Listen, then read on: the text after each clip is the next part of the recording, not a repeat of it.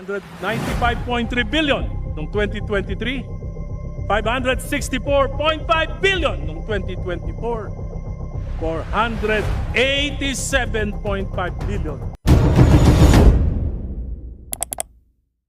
This house is on fire. Yes, Madam Speaker, this house is on fire. At ang masakit na katotohanan, tayo mismo ang nagsindi ng apoy na ito. Noong mga nakaraang kongreso, may mga apoy na.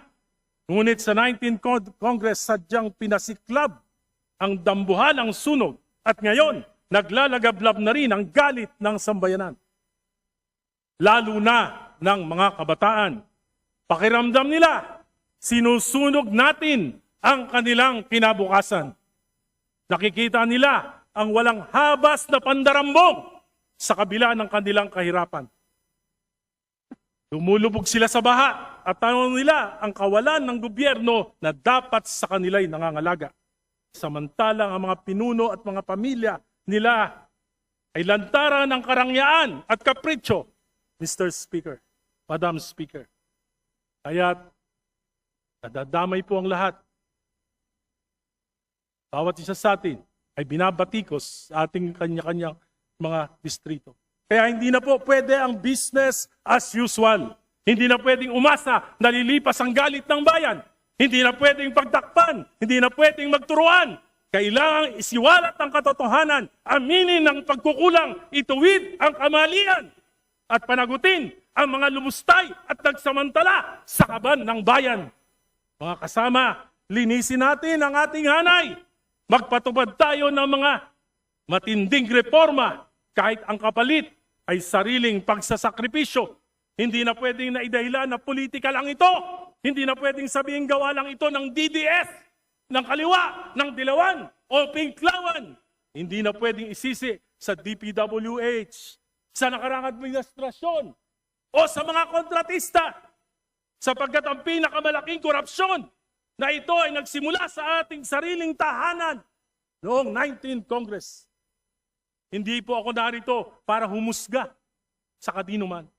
Bagkus nais kong kumatok sa inyong mga puso at konsensya. Baka naman sobra na talaga. Naniniwala akong pwede pa tayong magbago ng pananaw. Alalahanin natin sa gitna ng pagdarahop ng ating nila at kasaganaan natin, umaasa pa rin ang marami sa ating mga kababayan na maiaangat natin ang kanilang pamumuhay sa kabila ng sa kabila ng kanilang kahirapan. Marami pa rin sa ating mga kababayan na ang turing sa atin ay mga Diyos-Diyosan na kanilang kailangan. The corruption of insertions and diversions may have started in the past administration, but the conflagration unleashed by the 19th Congress is of a magnitude beyond comprehension. Ang mga insertion at diversions na ginawa ng ika-19 na Kongreso ay walang kapantay sa kasaysayan. Isang halimbawa ng mapanlinlang at inabusong anyo ng insertion ginamit upang pondohan ang mga proyektong walang tunay na benepisyo sa mga mamayan. Hindi plinano ng gobyerno at ng Pangulo, kundi siniksik para sa pansariling interes ng ilang makapangyarihang individual o pamilya. It's greed gone wild. 1.45 trillion. Yan ang kabuuang halaga ng insertion at diversions noong 2023, 2024 at 2025 General Appropriations Act. Pinondohan ng 19th Congress ang mga proyektong hindi naman bahagi ng panukala ng Pangulo. Ang mga insertion at diversions na ito ay napunta sa mga ghost projects, substandard projects at mga proyektong pumapabor lamang sa mga shrewd businessman na nagkataong naging makapangyarihan na mambabatas. Minsan kong nakausap si dating DPWH Secretary Manny Bonoan.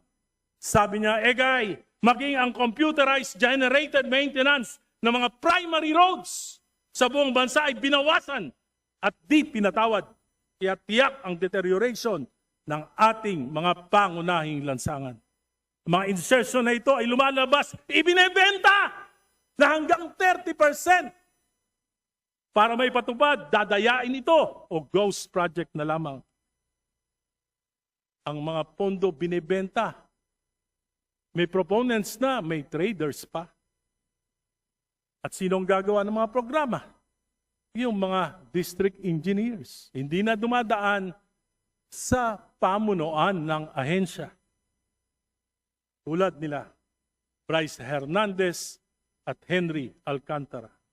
From 2023 to 2025, 1.45 trillion ang inalis sa Kongreso mula sa program New Appropriations. 395.3 billion noong 2023, 564.5 billion noong 2024, 487.5 billion noong 2025. Sa kabuuang 1.04 trillion ang inilipat sa program and appropriations. Mga standby appropriation na para bang blank checks na bukas sa pag-aabuso. At ano nga nangyari? Inabuso at pinagsamantalahan. Bakit? Halos imposibleng matupad ang mga kondisyon para ma-release ang mga unprogrammed funds. 3 lamang ang pwedeng panggalingan nito. Excess revenues, halos hindi naman nangyayari ito. New sources of revenue, dagdag buwis, himala kung mangyayari din. Loan proceeds, utang na naman, baon na ang bayan. Maparaan talaga ang mga tuso. Kaya gumawa sila ng bagong source of revenue. Bukod sa insertions at diversion, kinapa pati idle cash ng mga GOCCs. 60 billion mula sa 89.9 billion ng PhilHealth subsidy at 107 billion mula sa Philippine Deposit Insurance Corporation. Pero dahil sa public outcry, hindi na natanggal ang PhilHealth subsidy noong 2025 GAA at inuutos na ng Pangulo na ibalik ang 60 billion na ibinawas noong 2024 at ito ay kukunin sa 2026 GAA. Insertions, diversions, amendments are not inherently bad if justified. Dapat, exception lamang yung insertions. Pero naging patakaran, ang ginawa ng 19th Congress, hindi po ito exception. Ito yung rule. Kung saan namin gusto mapupunta, doon mapupunta ang pondo, ang salita ng 19th Congress. Saan nga ba kinuha ang 1.45 trillion? Alam natin ang ilan ang pinanggalingan. Alam natin ang pinuntahan. Pero hindi lahat. At hanggang ngayon, nanguhula pa rin tayo. Subang malaki ang pananagutan ng 19th Congress. Upang makapag-divert ng malalaking pondo, tinanggalan ng appropriation sa mga flagship projects na ibang ahensya, foreign assisted at utang pa sa mga dayuhan. Bunga nito, naantala ang maraming proyekto. Dumagdag ang gastos na ipapasa kay Juan de la Cruz. Ayon sa DOTR, sa 2 proyekto pa lamang, Metro Subway at PNR Elevated Rail, may tig-4 na taonang delay. From 2028 na dapat matapos, magiging 2032. Tinatayang higit 200 bilyon ang karagdagang gastos dahil sa inflation, dollar fluctuation, commitment fees, interest at pagtaas ng labor and materials. Kung hindi ito pinakialaman, magkakasubway sana at magkakaroon na tayo ng PNR Elevated Rail bago dumating ang taong 2020. Ngayon, 2032 na ang tansyang pagtapos.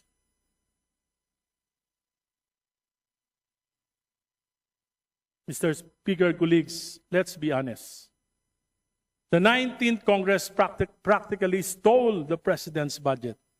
At hindi ko maisip kung paano nangyari na 3 sunod-sunod na taon under the noses of the DBCC.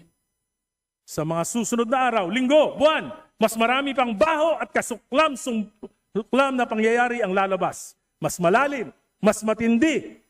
Kahit itigil ang mga investigasyon, bayan na mismo ang maglalantad ng katotohanan.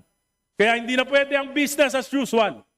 Mga kasama, kung inaakala nating huhupa ang galit ng bayan, kung iniisip natin na malilimutan din ito ng sadyang makakaliputing mga Pilipino, nagkakamali tayo. Sapagkat gising na gising ang mga kabataan at natitiyak ko na ang mga substandard at ghost projects na naibunyag na ay tip of the iceberg pa lamang. Marami pang nakatago at sa pagpapatuloy ng mga investigasyon, marami pang mas malalim at nakakasukang mailalantad. Bilang mga halal na kinatawan sa atin, dapat manggaling ang pagtatama at pagbabago. Kailangan natin ng reformang magpapahupa sa galit at kawalan ng tiwala. Kailangan palisin natin ang tingin nila sa atin na tayo ay mga buhaya at buitre. Hindi lang sakim sa salapi, kundi pati sa kapangyarihan. Kung mananalamin lamang tayo at magbubulay-bulay, makikita natin sa kabila ng ating tikas sa ating mga posters noong nakaraang halalan, ay may balot ng kadiliman na kumukulog sa ating mga larawan ngayon. Huwag na nating hintayin na ang mamamayan mismo ang mag-aklas o ang kasundaluhan ang gumawa ng mga bagay na yayanig sa ating demokrating kung pamumuhay. Kailangan natin ng reformang magpapahupa ito. Bold reforms must emanate from this house. I therefore, with all humility and with nothing in my heart and mind but to help restore faith in our institution through meaningful reforms, though painful to most of us, I offer this call. Ngayon pa lamang, humihingi na ako ng kapatawaran sa inyo sa mga masasaktan ko. Sana hindi kayo magtanim ng galit. This is for our institution.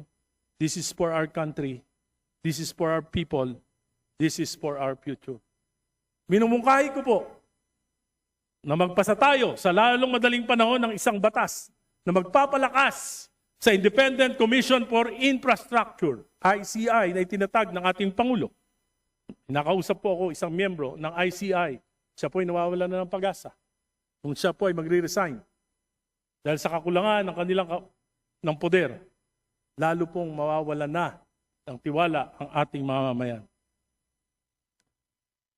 Sabi niya po, that without contempt powers, we might as well just task the NBI and the Ombudsman to do the investigation. Hinihingi natin sa ating Pangulo na i-certify ito. At kung kinakailangan natin mag-special session, gawin po natin ito. For the House Committee on Appropriations to submit all the documents relating to the 2023, 2024, and 2025 GAA to the ICC and make it open for public scrutiny. Huwag na nating pahirapan ang ICC. To immediately enact laws that will provide meaningful political reforms like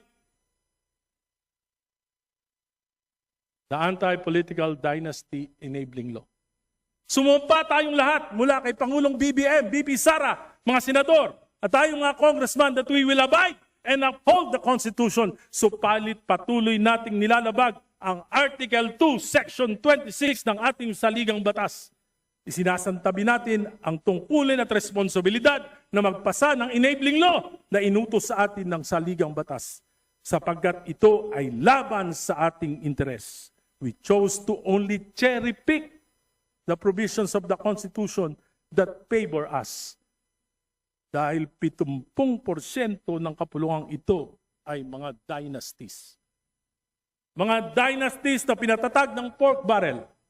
Dynasties na pinatatag ng doleouts. Dynasties na pinatagtag ng patronage. Dynasties na pinatagtag ng insertions. Papaluba ng korupsyon.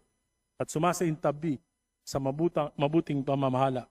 Sa aking panukala na isinumite dito sa Kongreso, Mr. Speaker, 2 miyembro kada pamilya, pagbigyan na natin. Lampas doon, sobra na. Tama na. Mga kasama, tigilan na natin ang palusot. Kailangan ko ng proyekto sa aking distrito. Kailangan ko ng akap. Kailangan ko ng tupad para may maipahamahagi ang asawa ko na gobernador, ang kapatid kong mayor, ang vice mayor kong anak.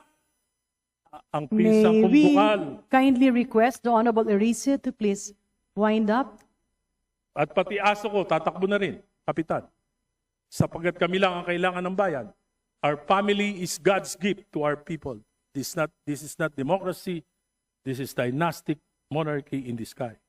Mr. Speaker, sabi ni Albert Einstein, the world is being destroyed by greed, stupidity, and fear. Kaya ngayon, tanong ko, papayag ba tayo na sunugin ang kasakiman ng kongresong ito at ang bansang ito? Papayag ba tayo na lukuban ng katangahan ng sambayanan? Papayag ba tayo na alipinin ng takot na mawala ng pondo kung hindi susunod sa makapangyarihan kahit mali?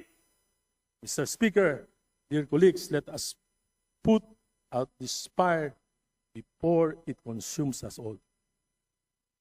Mr. President Bongbong Marcos, I believe you are sincere in your anger and disgust.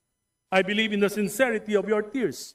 But this ain't enough. Bold action would require a will to implement painful political reforms. Isa rito, sundin ang konstitusyon, isama sa legislative agenda ang anti-political dynasty bill kahit laban ito sa interes ng iyong pamilya. Mr. President, put your best foot forward. Ang pinakamainam na pamana ay sakripisyong pansariling interes para sa makasaysayang reforma na hindi nagawa ng pinakademokratikong Pangulo. To Vice President Sara Duterte, lumalaban ba kayo para sa political supremacy ng inyong pamilya o para sa ikabubuti ng bayan? Naniniwala akong politically motivated ang impeachment. Pinangalagaan kayo ng konstitusyon. Suklian nyo naman. Itaguyod nyo ang Article 2, Section 26 kahit mga hulugan ng pagpapaliit ng kapangyarihan ng inyong dynasty Vice President Sara. Senators, fellow congressman, kung mahal talaga natin ang bansa, oras na para magsakripisyo. Bawasan ang taba ng political dynasties. Ayaw ng Pilipino ng taba. Bawasan ang kasopangan. Bawasan ang kapangyarihan. Lugbok na ang bayan. Salamat po. Magandang